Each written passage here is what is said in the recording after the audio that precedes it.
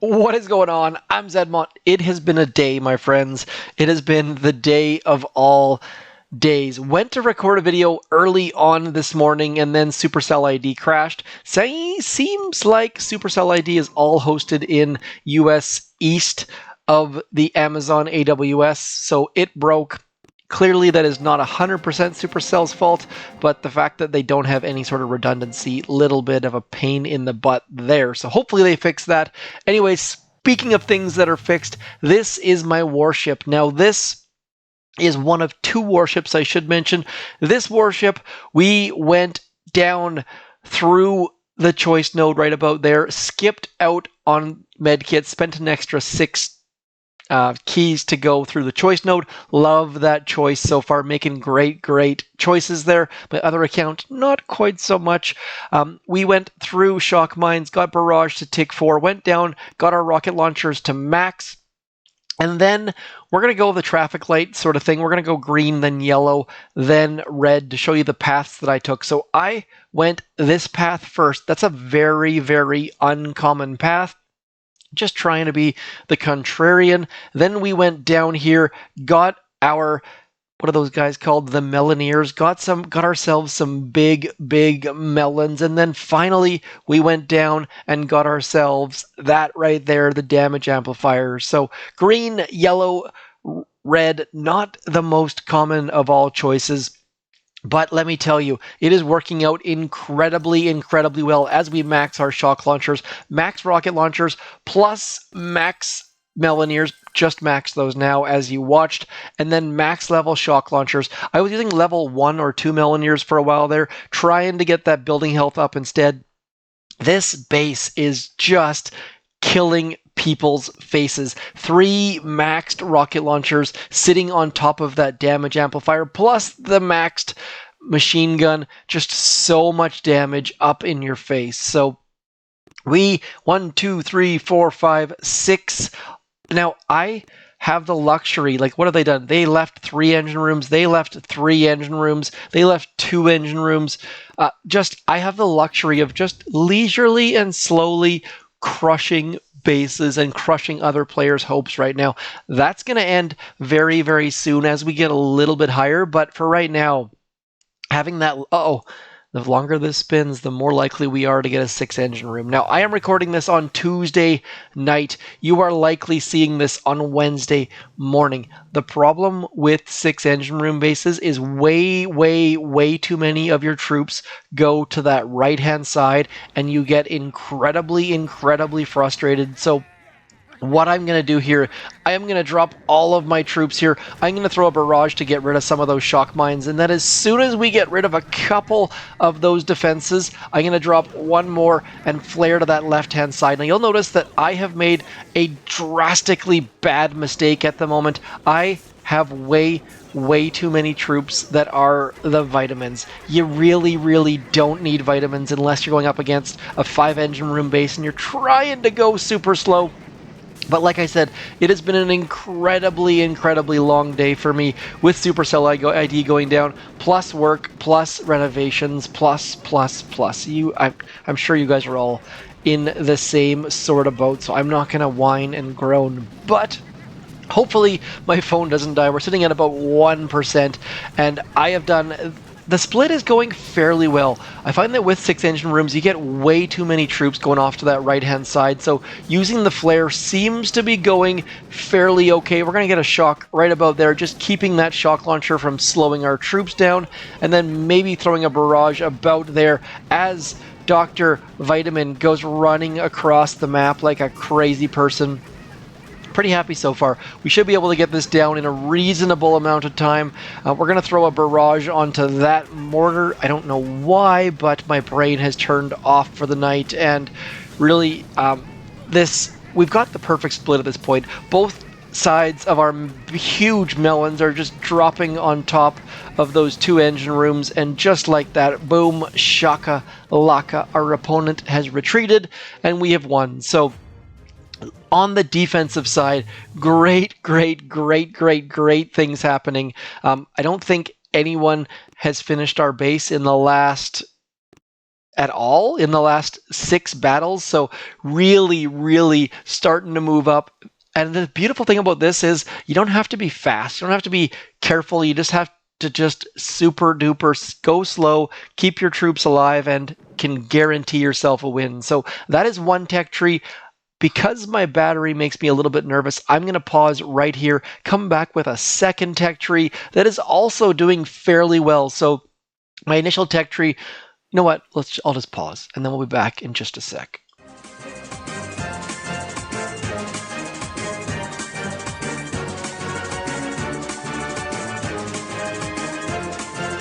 Okay. Should note also that my father-in-law is here. So we're doing tons and tons of renovations on my house, and so energies are at an all-time low. This is my tech tree. Flares probably should be upgraded, but went the dumb route. Don't have Zookas, don't have flamethrowers, don't have cannons, don't have the choice node. But we do have a naked, ridiculously naked 6-engine room base. Now, because this base is so naked, I've hidden a bunch of mines around, because otherwise I would just get beaten by nothing but critters. And this base was sitting down at like 15, 16. And then I went to 6-engine rooms, and suddenly I'm winning like a crazy person yet again. So still don't have stunners. Please let me know if you got stunners.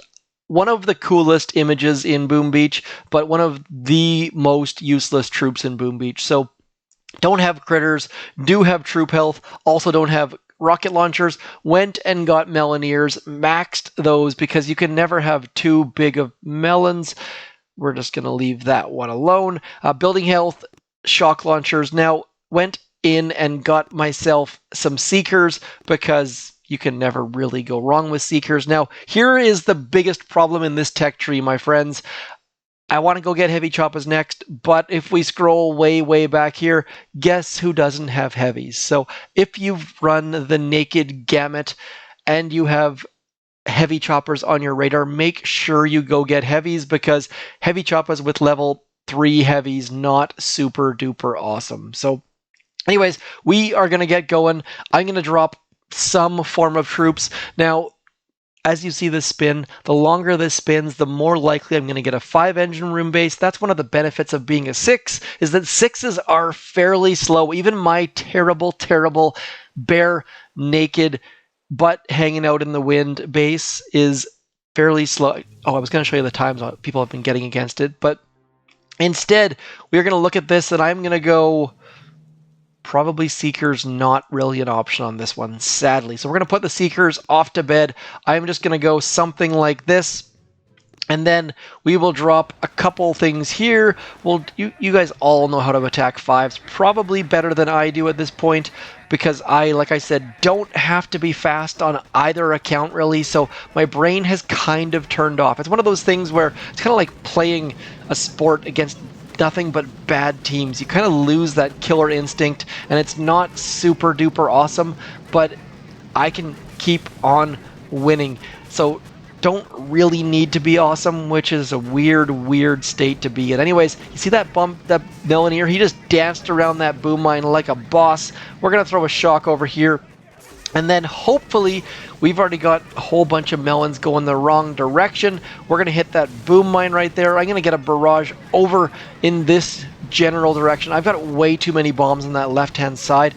But on the plus side, like I said, Meloniers don't really need to be super duper squeaky clean, because that extra engine room going to do all the work for us, hopefully.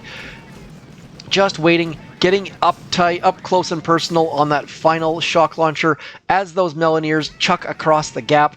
I love the fact that they do that across the gap. That feature alone is making warships fairly awesome. Like, look at that. That right-hand side Melonier gonna get that left-hand side engine room as the rest of our dudes just absolutely chucking. There's nothing I can do but lose at this point.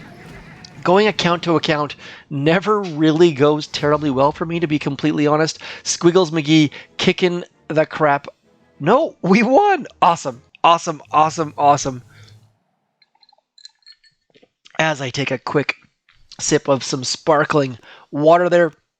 You see there, like, I just moved from one account to the other hugely, vastly different tech trees and still winning because I went from 5 to 6 engine rooms where 6 people have to be squeaky clean. 5 versus 6, it's tough to win as a 5, even as a really, really good player. So moving to 6 is a high priority for this account, but don't have a ton of keys. So we are going to go Seekers for that left. You know what? Let's get some Seekers here.